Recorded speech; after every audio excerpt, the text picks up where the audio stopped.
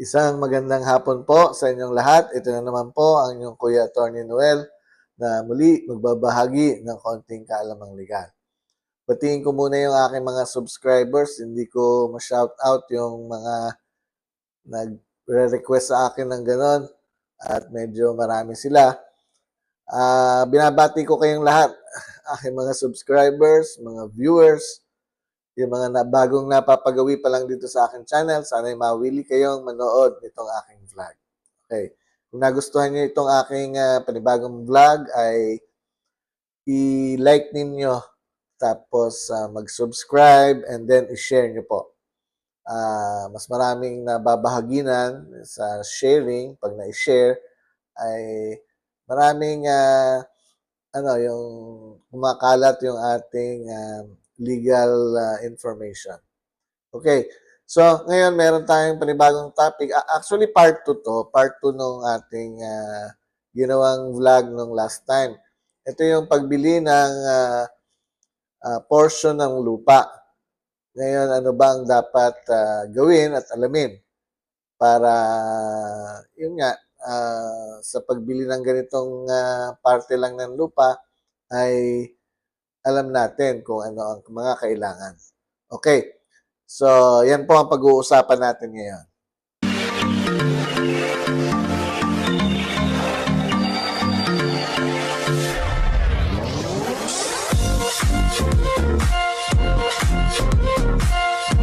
Okay, yan. Pag-usapan po natin yan, yung pagbili ng portion ng lupa, ano ang dapat gawin, at anong dapat alamin. Okay, so ito namang part 2 na ito ay tungkol doon sa pagbili ng lupa o ng portion ng lupa sa isang halimbawa maraming buyers ng lupa.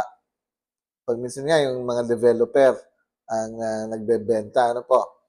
Ngayon, ano ba ang dapat natin gawin o dapat natin malaman para safe naman tayo sa pagbili ng lupa o pagbili ng portion ng lupa. Ngayon,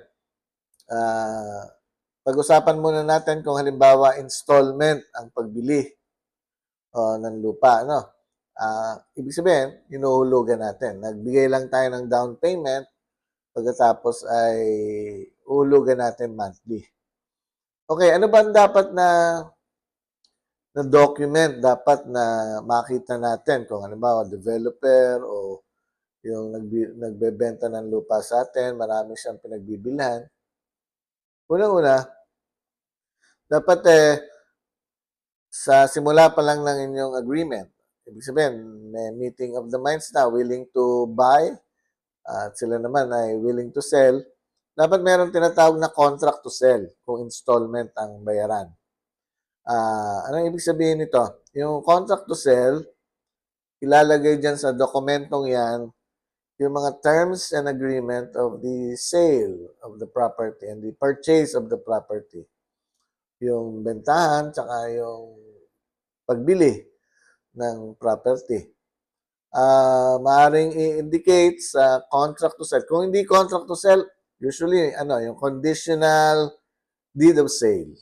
Conditional deed of sale ang ginagawa. Ano bang inilalagay dyan? Siyempre, dahil installment ang bayaran, inilalagay muna yun, siyempre, yung pinaka-total amount. Total amount kung magkano ang presyo ng property binibili. Pwedeng lupa lang, pwedeng house and lot. Yan. Inilalagay kung magkano ang total amount. Number 2, inilalagay yung kung magkano ang down payment na inihingi ng seller. Ilalagay doon yung down payment.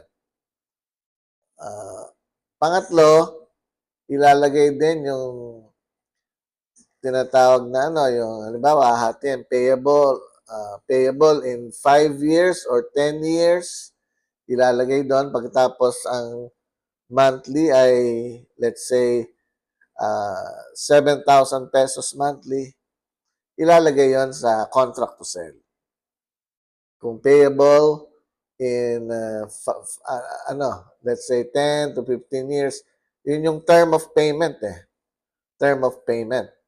Nakalagay doon yung panahon o period ng pagbabayad. Pagkatapos, nakalagay din siyempre yung monthly installment na ibibigay natin sa seller ng property. Okay. Pwedeng ilagay dyan sa contract to sell na yan after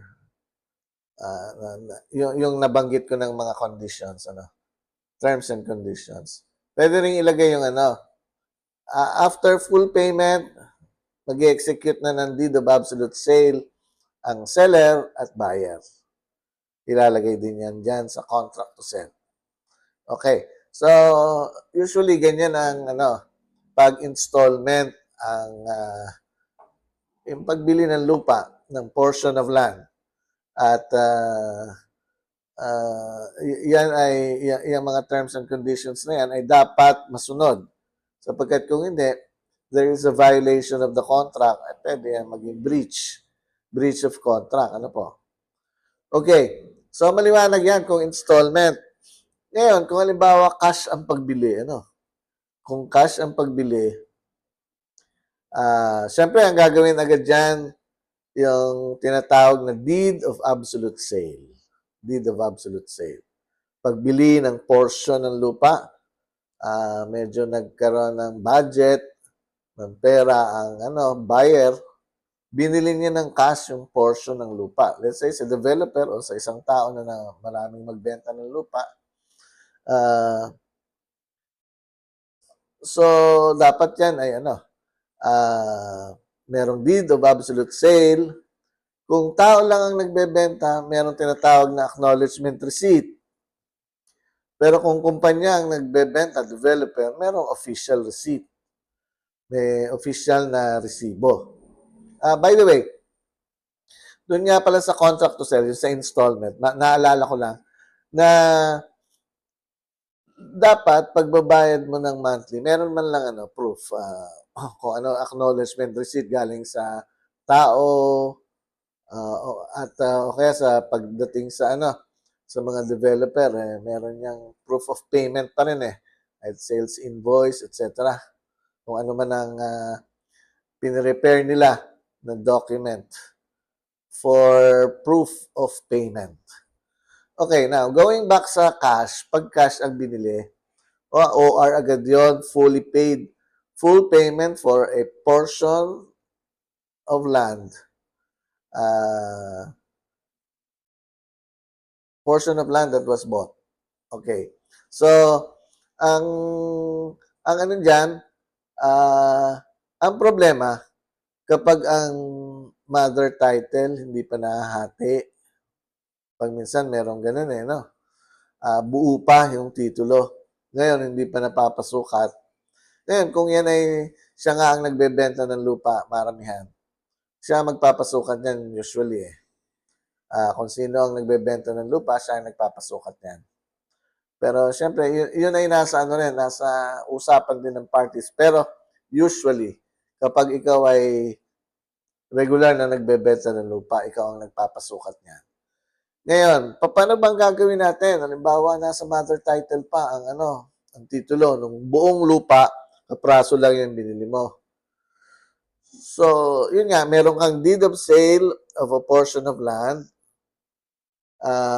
Mas maigi, mas mainam na magbayad ka na ng capital gains tax at documentary stamp tax sa BIR. These taxes are being charged for the sale of the property. Okay. So, punta ka ng BIR, meron ka naman deed of absolute sale. Kahit hindi mo hawak yung titulo, pwede kang kumuha ng certified true copy sa Register of Deeds. Siyempre, mas maganda nga yan. Pag nakakuha ka ng certified true copy ng mother title, makikita mo kung malinis ang titulo. Meron bang sanla? Meron bang mga encumbrance na mapapansin mo agad at masasabi mo sa nagbebenta sa'yo? Bakit meron ganon? Ngayon, kung malinis naman ang titulo, Yung certified true copy na yan, tsaka yung deed of absolute sale, with all the requirements sa deed of absolute sale, TIN numbers ng mga ng seller, buyer, let us say, kompleto na yan, merong tax declaration, papakompute ka ngayon sa BIR. O, pag nabigay na compute ang capital gains tax at documentary stamp tax, meron namang mga authorized agent bank ang BIR, accredited, authorized accredited banks. AAB yan eh. Doon ka magbabayad for BIR taxes. At yan ay pag nakabayad ka, ibabalik mo, ipapasok mo sa BIR, hihintayin mo na yung car. Mga 1 month yan. 1 month to 1.5 months. Paglabas noon, bayad ka rin ng transfer tax sa assessor. Pag nakabayad ka niyan, wala ka pang title, nasa mother title pa. Yan ang preference ng Register of Deeds. Hindi ko alam nga kung ruling yan ngayon na kapag bayad ka na ng BIR taxes, may deed of absolute sale ka, bayad ka ng transfer tax, pwede mong ipatatak sa title na hawak ng RD yung deed of sale mo. Kahit hindi mo maipasok o matransfer pa ang title in your name, dahil yun yung mother title buo eh, hawak-hawak ng may-ari ng lupa. Ayaw pang ipahiram sa'yo kasi gusto niya sabay-sabay. Marami siyang pinagbilhan ng lupa, ngayon gusto niya sabay-sabay mag-issue ng mag-process ng transfer of title. So, ano pinaka-remedy natin? Ipatatak natin yung deed of absolute sale sa title na hawak ng Register of Deeds. Yun ay itatatak ng Register of Deeds. Magiging annotation yon at the dorsal portion of the title that is in the custody of the Register of Deeds. May tatatak yon. So, yung titulo na hawak ng Register of Deeds, merong naka-annotate na deed of sale dahil ikaw ang buyer in favor of you. Mahalaga po yon kasi merong mga pagkakataon, meron akong nare-receive ng mga comments na sinasabi, pag ganun daw, meron daw mga pagkakataon na yung lupa na isasanla sa bangko ng developer o ng kung sino mang nagbebenta ng lupa at hindi ko lang alam kung paano ini-investigate by the bank yung syempre sa may credit investigation kung paano nila gawin yan sa pag-iimbestiga ng kanilang tatanggapin na sanla. Ngayon, kung halimbawa